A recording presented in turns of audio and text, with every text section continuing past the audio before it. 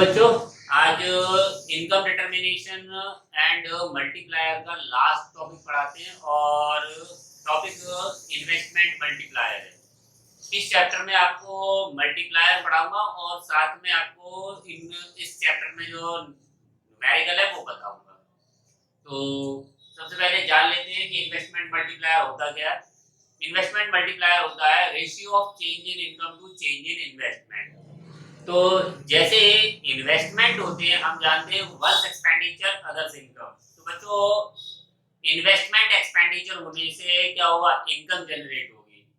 तो जो इन्वेस्टमेंट होंगे उससे के टाइम्स, मल्टीप्लायर को के से डिनोट करते हैं, इसीलिए इसे के टाइम्स मैंने बोला कि जब इन्वेस्टमेंट होंगे तो दूसरे व्यक्ति की इनकम होगी। जैसे एक इंडस्ट्री है, वो अपने लिए मशीन खरीदेगी, तो मशीन खरीदने से दूसरे जो कैपिटल इंडस्ट्रीज हैं वहां पर इनकम जनरेट होगी। तो इस तरह से मल्टीपल चलेगा। एक इन्वेस्टमेंट होने से जो मल्टीपल इनकम जनरेट होगी उसी को मल्टीप्लायर यानी कि इन्वेस्टमेंट मल्टीप्लायर कहते हैं। तो सिंबॉलिकली इसे एक्सप्रेस करते हैं delta Y upon delta I से। जिस डेफिनेशन के अकॉर्डिंग इसे अगर फॉर्मूले वाइज लिखना हो तो delta Y upon delta I, यानी कि ratio of change in income to change in investment. तो जिस परसेंट से इनकम इन्वेस्टमेंट चेंज होंगे उसके के टाइम इनकम जनरेट होगी, वो डिपेंड करता है एमपीसी पर।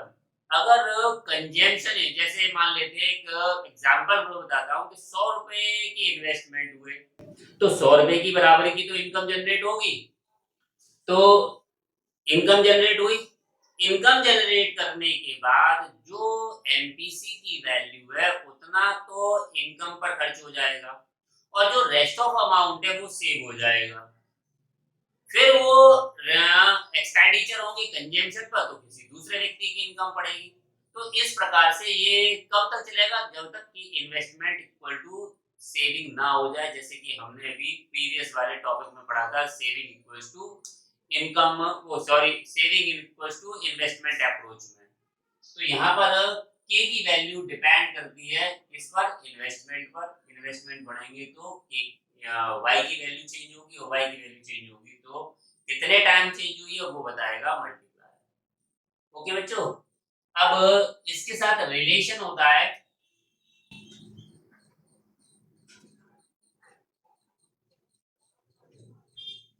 तो के की वैल्यू का रिलेशन एमपीसी और एमपीएस के साथ है।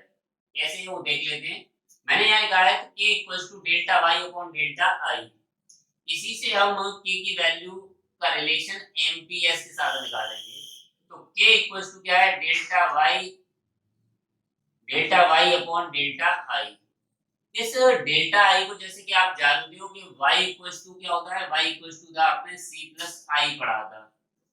और change in y equals to क्या हो जाएगा, change in consumption plus change in investment. ठीक है। अब अगर मुझे y आई की वैल्यू चाहिए तो मैं ऐसे भी लिख सकता हूँ ना, delta I equals to delta Y minus delta C. ठीक है बच्चों, तो मुझे बस यही करना है कि मैं यहाँ y की जगह क्या लिखना है, मुझे ये वाली वैल्यू लिखनी है, delta y upon delta C. तो y, डेल्टा y अपॉन, अब मैं लिखूंगा delta y minus delta C, किसके बदले में, डेल्टा i के बदले में। तो delta y minus delta C. अब डिनोमिनेटर और न्यूमरेटर दोनों में मैं क्या करूंगा, डेल्टा y का डिवाइड करूंगा। तो both side delta y upon delta y upon delta y upon delta y minus delta c upon delta y। ठीक है बच्चों, जब न्यूमरेटर और डिनोमिनेटर दोनों में मैंने y का डेल्टा y का डिवाइड किया तो मेरे पास ये इक्वेशन आ गई। अब इस इक्वेशन में जब आप जानते हो कि दो सेम वेरिएबल का डिवाइड किया जाता है तो आंसर क्या आता है, 1 आता है। तो डेल्टा y का डेल्टा y से डिवाइड करने के बाद आएगा आपका 1। इधर delta y upon delta y ये भी 1 आ जाएगा। और delta c upon delta y ये आप प्रीवियस चैप्टर में पढ़ चुके हो बच्चों, वो क्या होता है, एमपीसी होता है। तो 1 upon 1 minus MPC equals to क्या होता है, k होता है।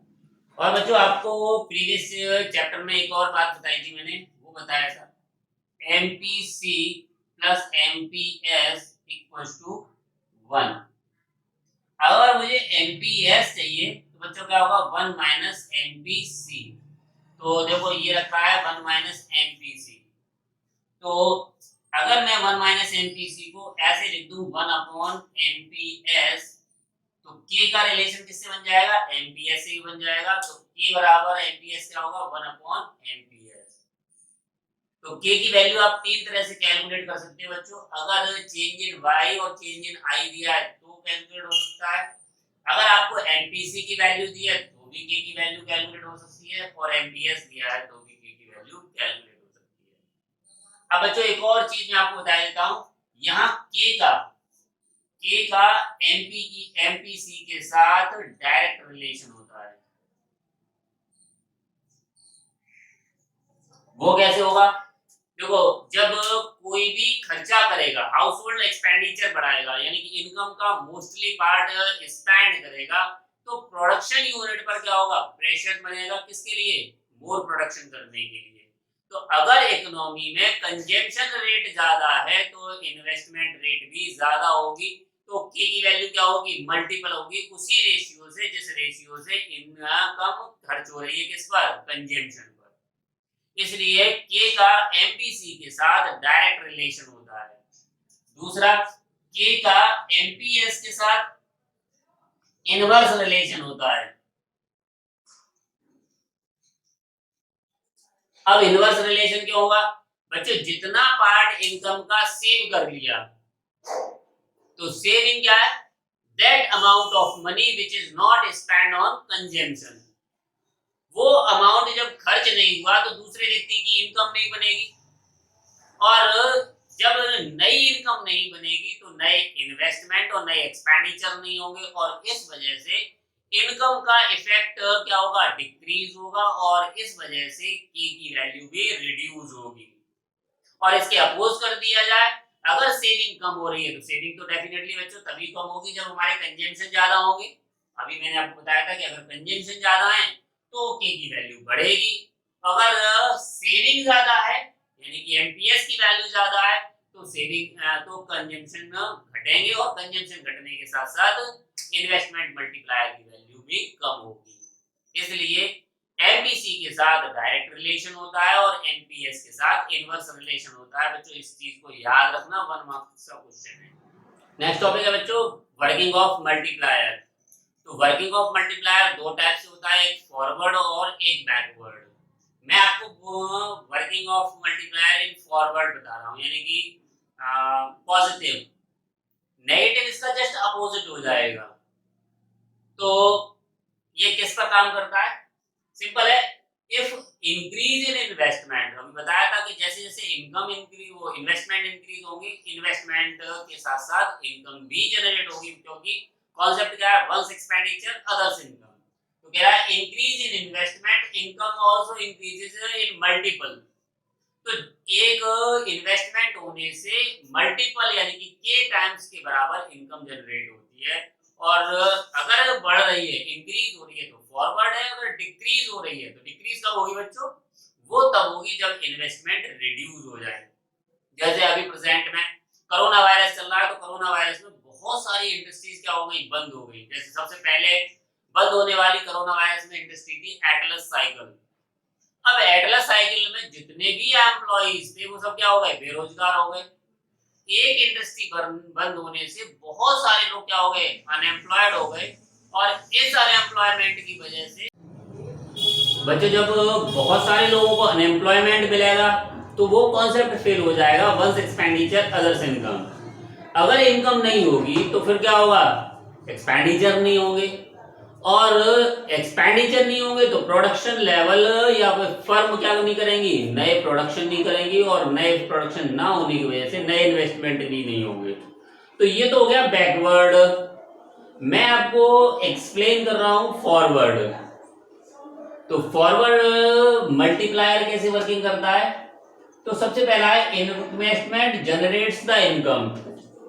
तो जब नए इन्वेस्टमेंट होंगे तो खर्चा होगा फर्म का, फर्म के खर्चे से किसी दूसरे व्यक्ति की इनकम बनेगी। दूसरा क्या है, additional income causes the additional consumption.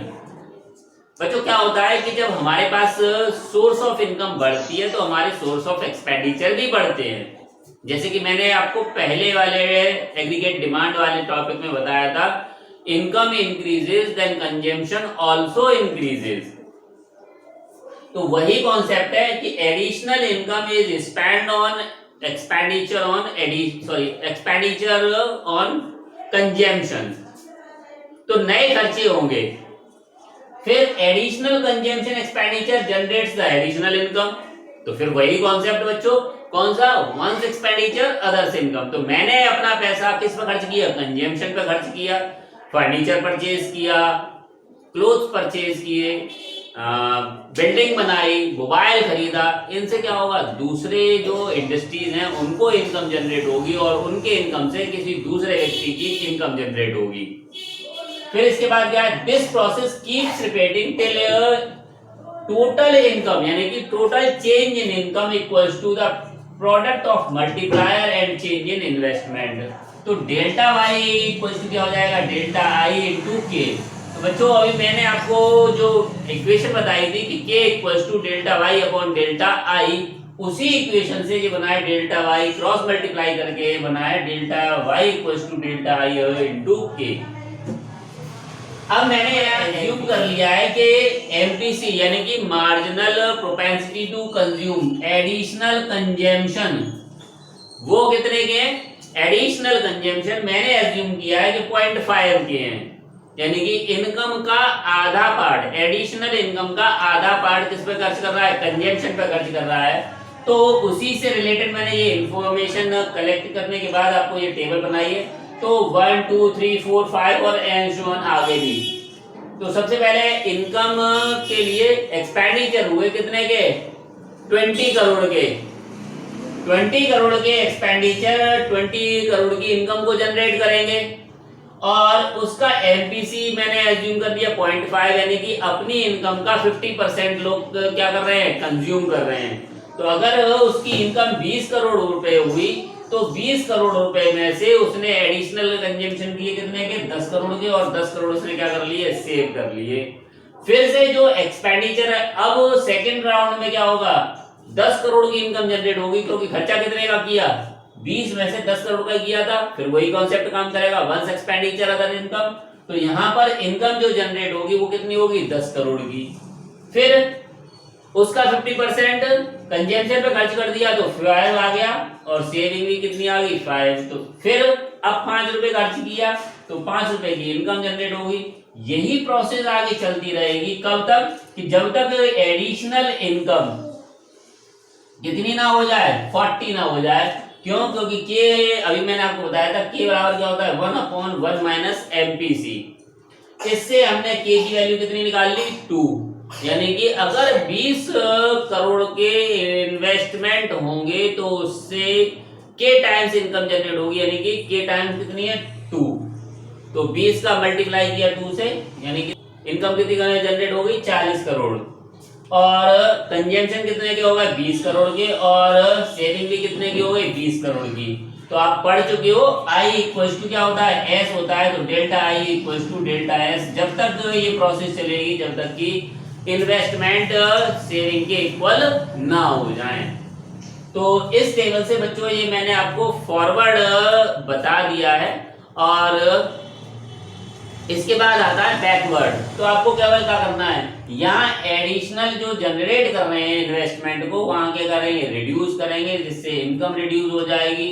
Additional income होगी नहीं तो फिर एडिशनल कंजम्पशन भी रिड्यूस होंगे, और कंजम्पशन ना होने की वजह से इनकम जो होगी वो रिड्यूस होगी, और ये प्रोसेस क्या करेगी? इसी इक्वेशन पर पहुंचेगी जहां पर के टाइम्स इनकम जनरेट हो रही थी वो के टाइम्स इनकम रिड्यूस होगी, और ये टेबल चेंज हो जाएगा। बच्चों एक और बात, ये आमतौर पर जो मल्टीप्लायर वाला क्वेश्चन है वो फॉरवर्ड के रूप में ज्यादा पूछा जाता है। बैकवर्ड के चांसेस ऑलमोस्ट निल ही रहते हैं। तो इसके लिए आपको डायग्रामेटिकल डायग्राम है वो भी मैं आपको बताऊंगा। बच्चों इसी टेबल के अकॉर्डिंग मैं आपको फॉरवर्ड मल्टीप्लायर का डायग्राम भी बता देता हूं।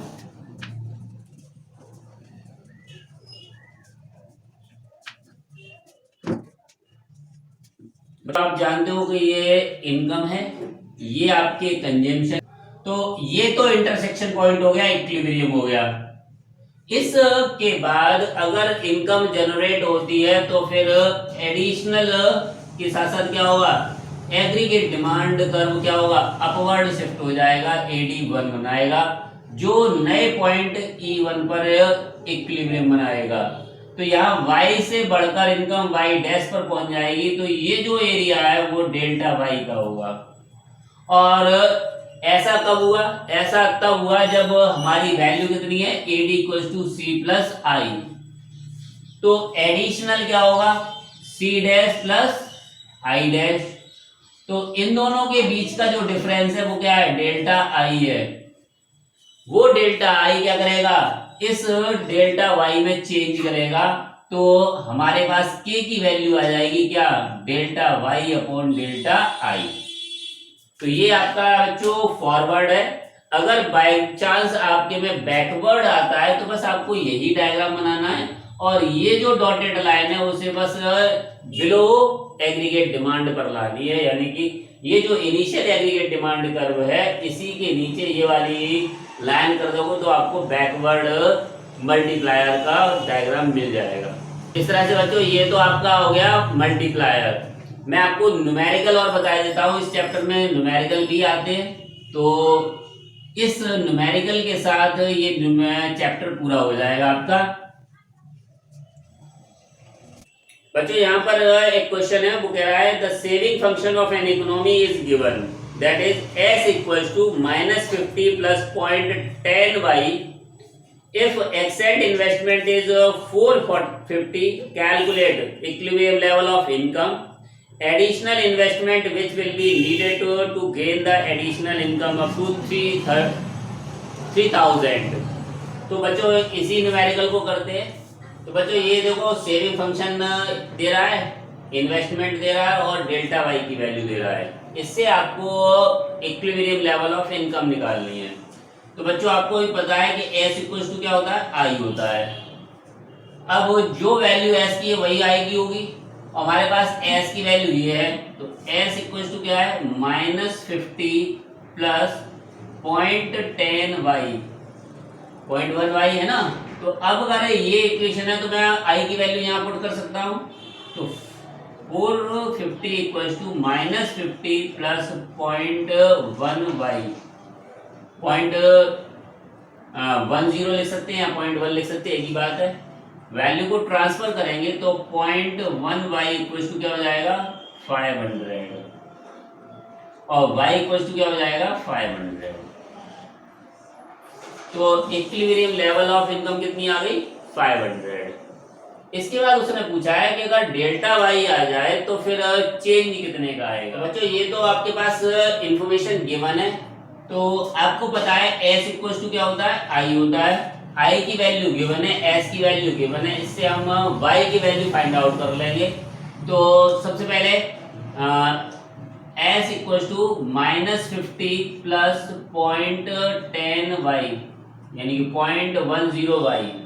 तो ये तो आ जाएगा 450, यानी कि जो I की वैल्यू है वही S की वैल्यू है, -50 + 0.0y, वैल्यू को ट्रांसफर करेंगे तो ये हो जाएगा 500 = 0.10y। y = क्या हो जाएगा, 500/0.10, पॉइंट हटाएंगे तो यहाँ आ जाएगा 0, एक 0 कैंसिल हो जाएगा, तो जो आ जाएगा y की वैल्यू आ जाएगी 5000। ठीक है बच्चों। इसके बाद आपसे पूछा है कि k की वैल्यू क्या होगी, तो आपको दे दिया डेल्टा y की वैल्यू दे दी। अब आपको डेल्टा I की वैल्यू पता करनी है, वो पता नहीं है। तो सबसे पहले हम क्या करेंगे, इस से हम k की वैल्यू निकाल लेंगे। तो हमें क्या दिया है, हमें दिया है 0.10y दे रहा है, तो y को एक्सक्लूड कर दो। मैंने आपको बताया था MPS + MPC = होता है 1, तो MPS बराबर हो जाएगा किसके, 1 - MPC के। और कंजम्पशन इक्वेशन में मैंने आपको बताया था C = C bar + BY, और बी क्या होता है, बी की वैल्यू होती है MPC, B equals to MPC मैंने आपको बताया था, और B is the slope of consumption curve. तो अगर इस कंडीशन में देखा जाए तो इसे वैल्यू को ट्रांसफर कर दें तो एमपीसी इक्वल्स टू क्या हो जाएगा, 1 माइनस एमपीएस, ऐसे तो होगा बच्चों। तो हमें ये मालूम है कि जब सेविंग फंक्शन निकालना है तो ये क्या होगा, एमपीएस की वैल्यू होगी, और एमपीएस की वैल्यू हमारी कितनी है, एमपीएस की वैल्यू है 0.10। इससे हम के की वैल्यू निकालेंगे तो के इक्वल्स टू क्या है, 1 अपॉन एमपीएस, तो 1 अपॉन 0.10, 2 जीरो ऊपर चले जाएंगे, आंसर आ जाएगा कितना, 10। के की वैल्यू कितनी आ गई बच्चों, 10। इस के की वैल्यू से हम क्या निकाल लेंगे, डेल्टा आई की वैल्यू निकाल लेंगे। तो दूसरा फॉर्मूला क्या था, K equals to delta Y upon delta I. अब हमारे पास पता है हमें डेल्टा वाई की वैल्यू हमारी 3000 है, के की वैल्यू हमने निकाल ली कितनी, 10, डेल्टा आई की वैल्यू हमको पता करनी है। तो कैसे निकाल लेंगे, वैल्यू को ट्रांसफर कर दो, 3000 अपॉन 10, जीरो से जीरो कैंसिल हो गया, डेल्टा आई की वैल्यू आपको आ गई कितनी, 300। यानी कि चेंज इन इन्वेस्टमेंट कितने के हुए थे, 300 करोड़ रुपए के हुए थे। तो 300 करोड़ रुपए की इनकम के साथ अगर एमपीएस की वैल्यू 0.10 है तो के की वैल्यू कितनी होगी, 10 होगी। मैं आपको बता चुका हूं कि के साथ इनवर्स रिलेशन होता है, और जब इनवर्स रिलेशन होगा तो आपके 0.10 एमपीएस है तो फिर के की वैल्यू उसके 10 टाइम्स होगी, और इसका इससे मल्टीप्लाई करेंगे तो 3000 आ जाएगा। ठीक है बच्चों, तो ये तो हुआ आपका सेविंग फंक्शन के थ्रू न्यूमेरिकल। एक और न्यूमेरिकल ले लेते हैं बच्चों।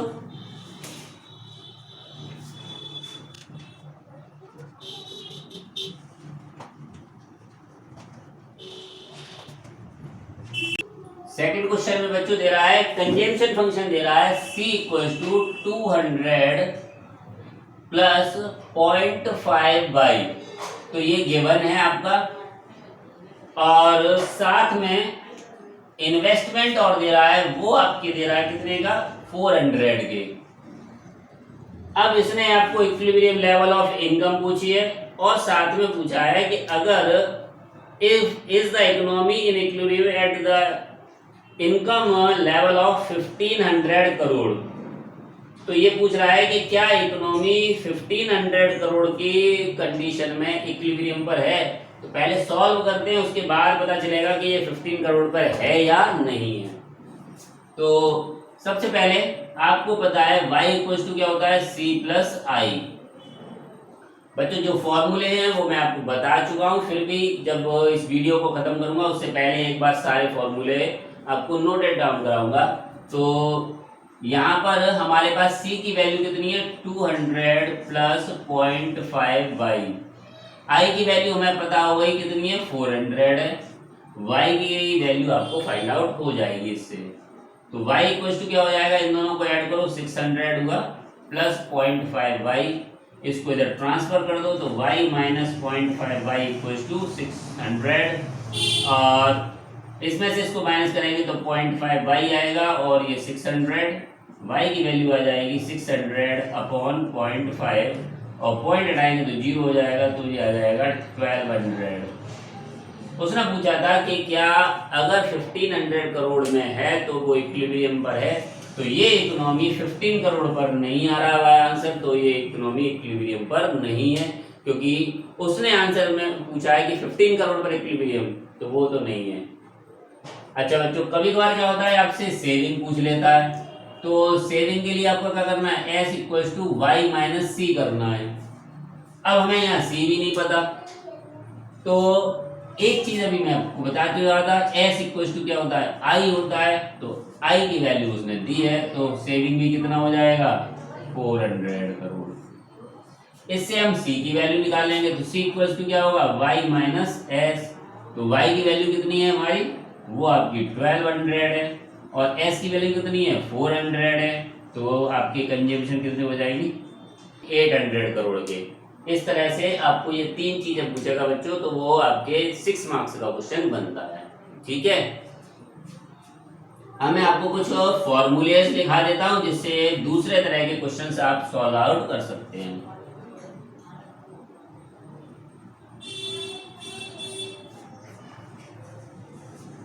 बच्चों फॉर्मूले लिख देता हूं।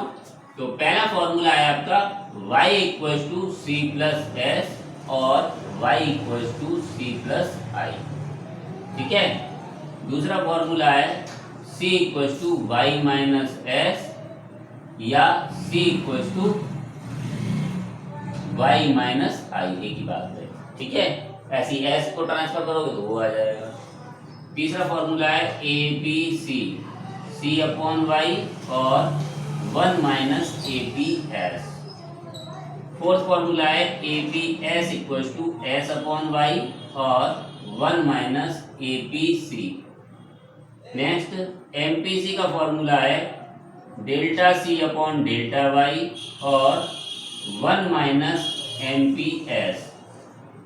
सिक्स फॉर्मूला है M P S equals to delta S upon delta Y और 1 माइनस एम पी सी। के की वैल्यू है delta Y upon delta I और 1 upon 1 minus M P C और 1 अपॉन एम पी एस। फिर कंजम्पशन फंक्शन होता है c equals to C bar plus B Y. Ninth saving equation होता है minus C bar plus 1 minus B bracket के बाहर Y. ये बच्चों आपके पास ये फॉर्मूले हैं। इन्हीं फॉर्मूले से आपको सारे न्यूमेरिकल सॉल्व करने हैं। एक्सरसाइज के क्वेश्चन सॉल्व कीजिए, प्रैक्टिस कीजिए और किसी न्यूमेरिकल में या कहीं भी थ्योरी में आपको कोई डाउट है तो आप मुझसे पूछ सकते हो कमेंट में। इस तरह से ये चैप्टर कंप्लीट हुआ।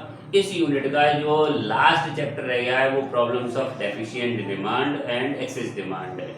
तो बच्चों नेक्स्ट वीडियो में वो उसे कंप्लीट कर दूंगा।